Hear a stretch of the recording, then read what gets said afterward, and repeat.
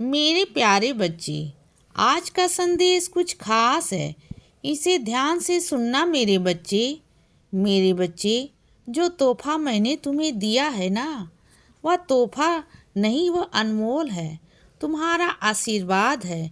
मेरे आशीर्वाद जो अनमोल है तुम्हारे लिए मेरे बच्चे, वह मेरा अनमोल आशीर्वाद है। मेरे बच्चे, उस आशीर्वाद को तुम्हें संभाल कर रखना है।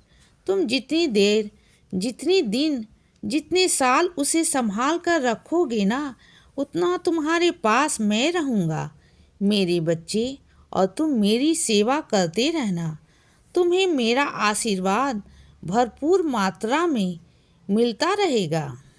भरपूर मात्रा में तुम जितना सोच नहीं सकते ना, उतना। और पता है, तुम्हारे पास आने का ना कुछ अलग अलग कारण है। मेरे पास कुछ अलग संकेत हैं, क्योंकि तुम्हारी जिंदगी में ना कुछ बड़ा, कुछ बहुत नया कुछ होने वाला है मेरे बच्चे, जिससे तुम बहुत खुश रहने वाले हो। बहुत खुश, जिसके बारे में ना तुम कभी सोच भी नहीं सकते, उतने खुश हो जाओगे तुम, जिसकी तुम कल्पना भी नहीं कर सकते। तुमने बहुत संघर्ष किए हैं मेरे बच्चे, बहुत परेशानियां झेली हैं। तुमने अपने घर परिवार में भी बहुत कुछ देखा है, ऊंच नीच देखा है, भेदभाव देखे हैं, संघर्ष किए हैं।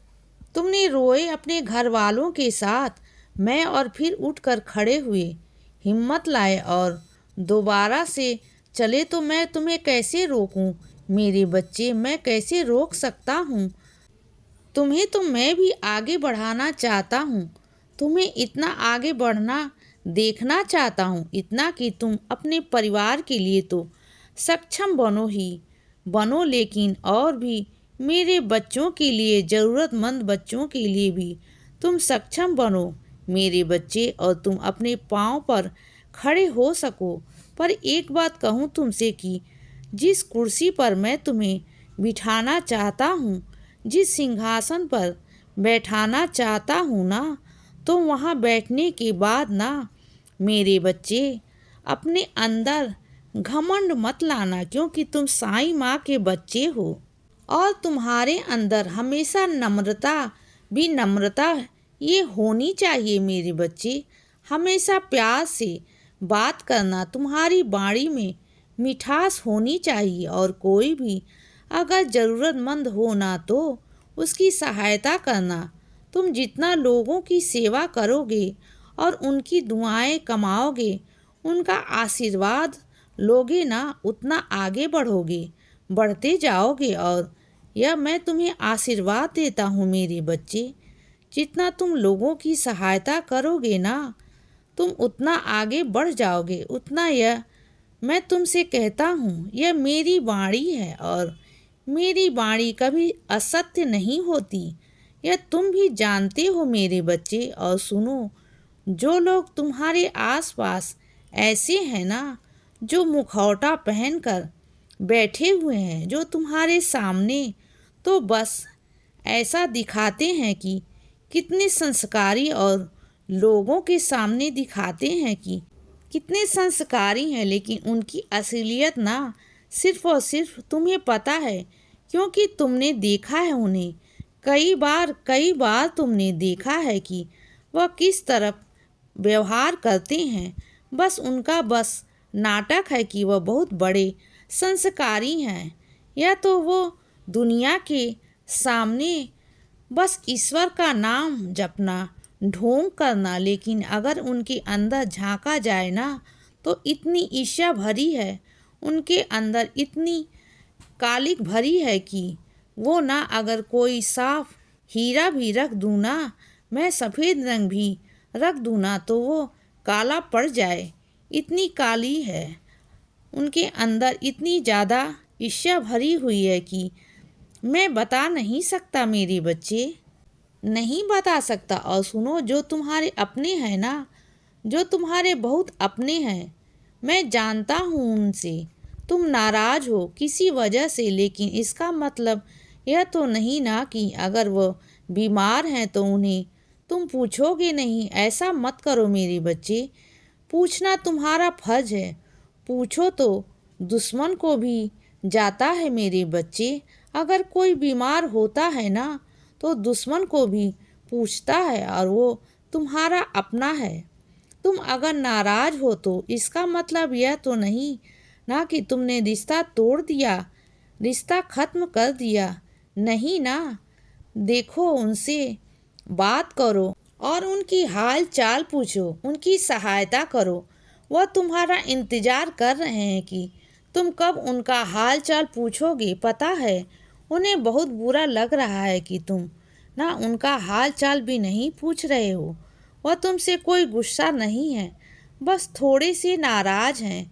और जब तुम उनसे बातें करोगे ना, हाल चाल पूछोगे ना, तो उनकी नाराज़गी भी खत्म हो जाएगी बच्चे। और तुम्हारी भी बात बात करने से नाराज़गी दूर होती है। बिना बात करे तो गलतफहमियाँ बढ़ती हैं मेरे बच्चे। तो जाओ और जाकर बात करो, फ़ोन करो और उन्हें बात करो। वो तुम्हारा इंतज़ार कर रहे हैं मेरे बच्चे। और सुनो बच्चे, जब भी मेरी साइंस सच्चरित पढ़ने बैठते हो ना, तो यह मत सोचो कि मैंने स्नान किया। तो सुनो मेरी बात को, इस वहम को मन में मत लगाओ। जब तुम सुबह सुबह स्नान करके एक बार कर लेते हो तो उसके बाद जब भी तुम साइंस चरित्र पढ़ो कभी भी मेरे बच्चे, तो अपने हाथ पांव अच्छे से धोकर फिर तुम साईं सचरित का पारायण करो। कर सकते हो मेरे बच्चे। तुम्हें अरे बाबा का पाठ है, तुम्हारे साईं का है, तो इसमें इतना वहम मत किया करो। आराम से जब मन करे तब पढ़ लिया करो, कोई बात नहीं। और सुनो बच्चे, अगर तुम कभी कभी बीमार पड़ जाते हो और नहीं नहा पाते हो ना, तो तब एक काम कर सकते हो। तब भी मुंह हाथ धोकर तुम मेरा पाठ कर सकते हो, मेरे साईं सचरित का पाठ कर सकते हो। ऐसा कोई वहम मत मानना, कुछ कहना ना, कुछ करना ना। और अगर ना कोई बात का मन में वहम आए भी या कोई डर भी आए ना, तो सीधे मेरे पास आना और मुझसे कह देना। बस बात वहीं ख़त्म हो जाती है। चार लोगों के पास पूछने मत जाना बच्चे। यह चार लोग हैं ना, चार जुबान है, इनकी चार तरह के वहम है। इनके तो उनकी सोच में मत जाना, उनसे मत पूछा करो, बिल्कुल भी मत पूछना। सीधे मेरे पास आना मेरे बच्चे, मुझसे पूछना, मैं तुम्हें जवाब दूंगा।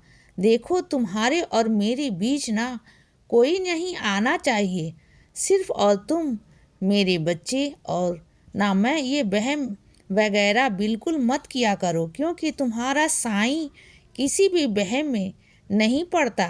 तुम्हारा साईं बिल्कुल साधारण है। इसीलिए बच्चे, सदा खुश रहो और हमेशा मुस्कुराते रहो।